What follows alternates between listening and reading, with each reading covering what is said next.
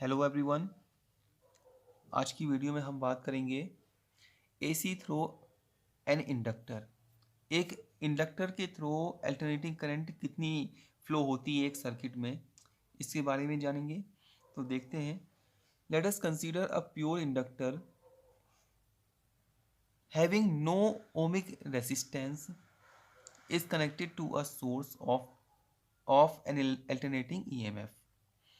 हमसे बोले हैं कि कोई हमारे पास एक प्योर इंडक्टर एल है, ठीक है, जिसका ओमिक रेसिस्टेंस कितना होता है, 0 होता है।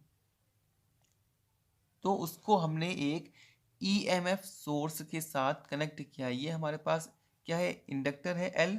इसको हमने EMF source, alternating EMF source से कनेक्ट किया है। तो अल्टरनेटिंग ईएमएफ सोर्स से कनेक्ट करने पर इसमें आई करंट फ्लो होना स्टार्ट हो जाएगी। ओके, आई करंट कौन सी है, अल्टरनेटिंग करंट है। आगे देखिए, the instantaneous value of alternating EMF equal to E not sine omega T. हम जानते हैं इंस्टेंटेनियस वैल्यू क्या होती है अल्टरनेटिंग ईएमएफ की, E not sine omega T होती है। ये तो क्लियर है पहले से ही। If I is the current and D I upon D T the rate of change of current in D T the circuit at that instant, then हमसे बोले कि अगर आई सर्किट में जो करंट फ्लो हो रही है उसकी वैल्यू है, और D I upon D T जो है rate of change of electric current है, ठीक है, at time D T in the circuit, तब ऐसी सिचुएशन में जो इंस्टेंटेनियस इंड्यूस्ड ईएमएफ है उसकी वैल्यू क्या होगी, उसकी वैल्यू होगी हमारे पास minus L D I upon D T. ठीक है, इंड्यूस्ड ईएमएफ जो सर्किट में फ्लो हो रहा है, ठीक है। एक तो वैल्यू हम जानते हैं कि ईएमएफ कितना होता है, E not sine omega T होता है। लेकिन ऐसा सर्किट जिसमें एक इंडक्टर जुड़ा हुआ है उसमें कितना प्रोड्यूस हो रहा है ईएमएफ, तो वो कितना होगा आपका minus L D I upon D T होगा।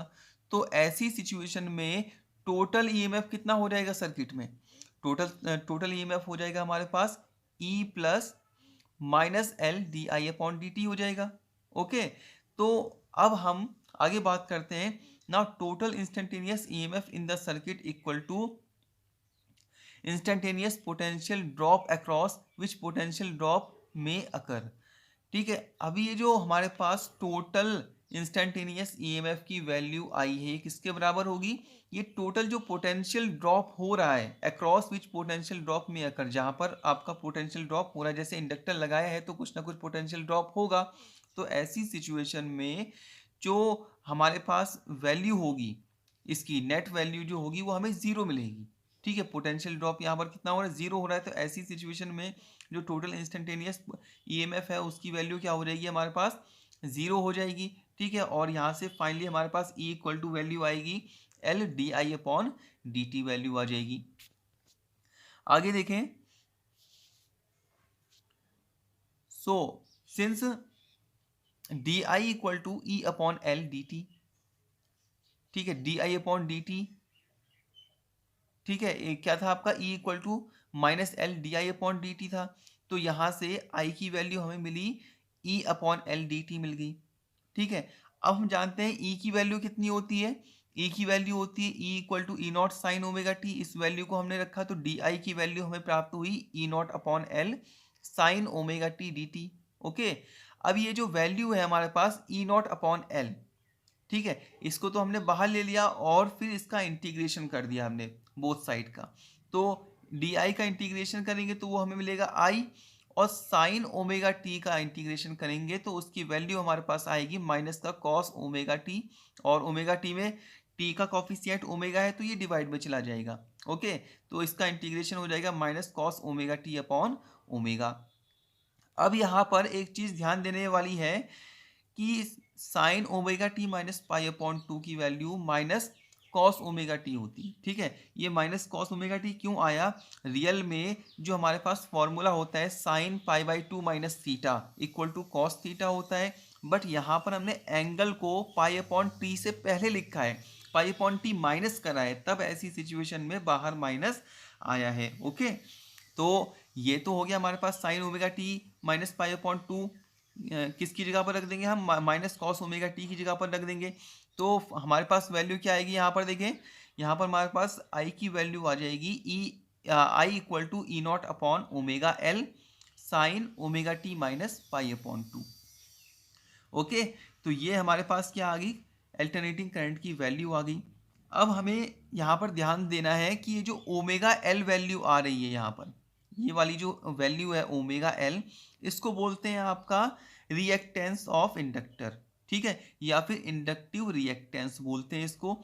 तो इसको डिनोट किया जाता है आपका एक्स एल से, ठीक है, इसको एक्स एल से डिनोट करते हैं। तो आई इक्वल टू वैल्यू हमारे पास आती है E not upon X L sine omega t minus pi by two. अब यहाँ पर ध्यान दें कि ये जो E not upon X L value है, ठीक है, ये रिप्रेजेंट कर रही है अल्टरनेटिंग करंट की पीक वैल्यू को, ठीक है। यहाँ पर देखें E not upon X L denote कर रही है आपका आई नॉट को, और आई नॉट हम जानते हैं ये क्या होती है, पीक वैल्यू होती है अल्टरनेटिंग करंट की। तो आगे देखें इसकी वैल्यू कितनी है मिली हमें, so I equal to I nought sine omega t minus pi upon two. तो हमने ई अपॉन एक्स एल की जगह पर आई नॉट रख दिया, और फाइनली हमें आई की वैल्यू मिल गई I equal to I nought sine omega t minus pi upon two, ठीक है। तो ये हमें मिल गई अल्टरनेटिंग करंट। अब हमारे पास अल्टरनेटिंग ईएमएफ ई की वैल्यू हम जानते हैं क्या है आपका, E equal to E not sine omega t, और आई इक्वल टू आई की वैल्यू है हमारे पास I equal to I nought sine omega t minus pi upon two. तो हमें दोनों की वैल्यू मिल गई है। अब इसके लिए अब हम इसको ग्राफिकली और इसका फेजर डायग्राम हम किस प्रकार से बनाएंगे उस पर बात करते हैं। ओके, तो देखिए the above equation gives the instantaneous value of AC in the circuit containing an inductor, ठीक है।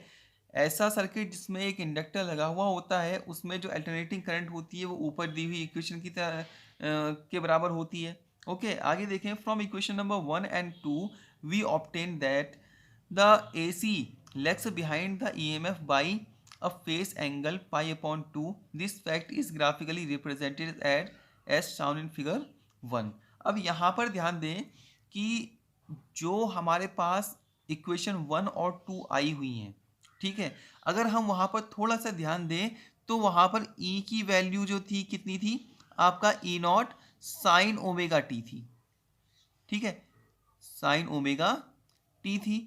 और यहाँ पर हम करंट की वैल्यू देखें तो करंट की वैल्यू कितनी आ रही है, करंट की वैल्यू आ रही है I equal to I nought omega sine omega t minus pi upon two. तो यहाँ पर ये जो pi upon two extra term आ रहा है ये रिप्रेजेंट कर रहा है आपको फेज डिफरेंस, और ये माइनस साइन के साथ है। इसका मतलब ये पता चल रहा है कि जो ई नॉट है, ई है, वो ई आई से कितना आगे पाई बाई टू एंगल लीड कर रहा है अल्टरनेटिंग करंट को, ठीक है। माइनस पाई बाई टू से कहने का मतलब ये है कि जो ई नॉट ई है अल्टरनेटिंग ईएमएफ है, वो अल्टरनेटिंग करंट को पाई बाई टू एंगल से लीड कर रहा है, यानी कि पाई बाई टू एंगल उससे आगे है। ओके, तो इसका ग्राफिकली रिप्रेजेंटेशन हम किस प्रकार से करेंगे, देखें ये देखिए, यह है आपका ग्राफिकली रिप्रेजेंटेशन। इसमें आप देखेंगे जो ईएमएफ और करंट के जो कर्व आ रहे हैं कहाँ से स्टार्ट हो रहे हैं, आप देखेंगे कि जब ईएमएफ की वैल्यू ज़ीरो होती है तब ऐसी सिचुएशन में करंट ज़ीरो ना होकर इसकी कुछ ना कुछ वैल्यू होती है, और जिस टाइम पर जो ईएमएफ है वो अपनी मैक्सिमम वैल्यू पर होता है यानी पीक वैल्यू पर होता है, उस टाइम पर अल्टरनेटिंग करंट कितनी होती है, ज़ीरो होती है। ओके, अब आगे बढ़ते हैं तो यहाँ पर जो कंप्लीट साइकिल बन रही है ईएमएफ के लिए, ठीक है, ईएमएफ के लिए जो कंप्लीट साइकिल बन रही है, हाफ साइकिल बन रही है, जीरो से लेके पाई तक की बन रही है।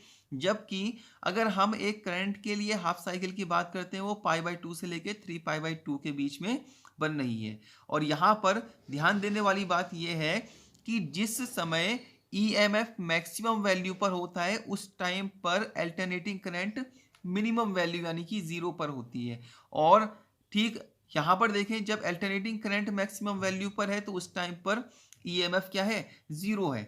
ओके, तो और ये साइकिल आगे को बढ़ती जाएंगी, तो हमें प्रत्येक पॉइंट पर, जिस पॉइंट पर अल्टरनेटिंग ईएमएफ हमें मैक्सिमम मिलेगा, उस पॉइंट पर हमें अल्टरनेटिंग करंट 0 मिलेगी, और जिस जिस पॉइंट पर अल्टरनेटिंग करंट मैक्सिमम होगी, उस पॉइंट पर हमें अल्टरनेटिंग ईएमएफ 0 मिलेगा। ओके, तो ये आप समझ चुके होंगे। आगे बात करते हैं इससे। देखें, the phasor diagram of equation 1 and 2 represented as shown in figure 2। Figure 2 में हमने इसका फेजर डायग्राम बनाया है, तो देखते हैं फेजर डायग्राम किस प्रकार का होगा। ये देखिए, ये है आपका फेजर डायग्राम। अब यहाँ पर आप ध्यान दें कि जो अल्टरनेटिंग ईएमएफ का जो फेजर है ई, वो एक्स एक्सिस के साथ इसका प्रोजेक्शन कितना है, ओमेगा टी है। ओके, और मैंने एक बात कही थी कि जो ई है वो आई से π/2 एंगल लीड कर रहा है, यानी कि π/2 एंगल आगे है। तो अब इसके जब हम क्लॉकवाइज पीछे आते हैं 90 डिग्री, तो हमें अल्टरनेटिंग करंट का फेजर प्राप्त होता है। तो यहाँ पर देख सकते हैं आप क्लियरली कि जो ये फेज डिफरेंस है कितना है, π/2 है, और इनका जो प्रोजेक्शन है वो कितना है आपका, अगर हम ई की बात करते हैं तो इसका प्रोजेक्शन हमें मिलता है यहाँ पर ओमेगा टी, जबकि अगर हम आई के लिए प्रोजेक्शन की बात करते हैं तो ये हमें मिलता है ओमेगा टी से हमें π/2 माइनस करना पड़ेगा, यानी कि ओमेगा टी माइनस π/2, ये हमें मिलेगा करंट के लिए प्रोजेक्शन। और जबकि अगर हम बात करेंगे अल्टरनेटिंग ईएमएफ के लिए तो वो हमें मिलेगा ओमेगा टी। ओके, आगे बात करते हैं। It may be pointed out that, यहां पर ध्यान देने वाली बात क्या है, देखें, the peak value of A C is I not equal to E not upon XL. ठीक है, पीक वैल्यू, देखें बहुत सारे एग्जाम्स में पीक वैल्यू निकालने के लिए बोलते हैं। ठीक है, जब एक इंडक्टर जुड़ा हुआ होता है तो उसके लिए अल्टरनेटिंग करंट की जो पीक वैल्यू होती है वो कितना होती है, देखें, I not equal to E not upon XL. ठीक है, जहां पर एक्सएल क्या है आपका इंडक्टिव रिएक्टेंस है, और ई नॉट आपका मैक्सिमम वैल्यू ऑफ ईएमएफ है, यानी कि पीक वैल्यू है।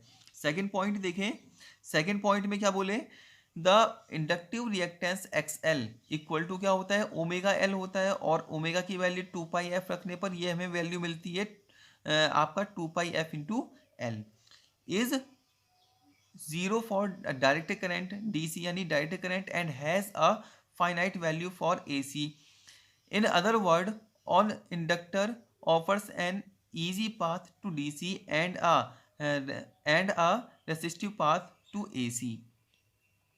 यहाँ पर हमसे बोल रहे हैं कि जो इंडक्टिव रिएक्टेंस XL की वैल्यू होती है डायरेक्ट करंट के लिए वो हमेशा क्या होती है, 0 होती है, और and has a finite value for AC, और जबकि AC के लिए क्या होती है, इसकी कुछ ना कुछ वैल्यू होती है। In other words, an induced offers an easy path to direct current and a resistive path to AC।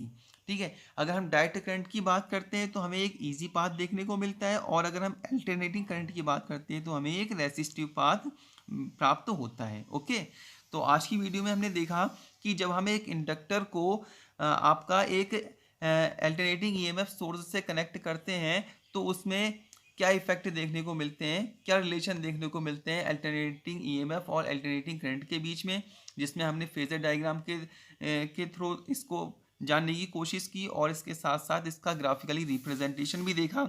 I hope कि आपको ये टॉपिक समझ में आ गया होगा। So that's all for today, thank you so much.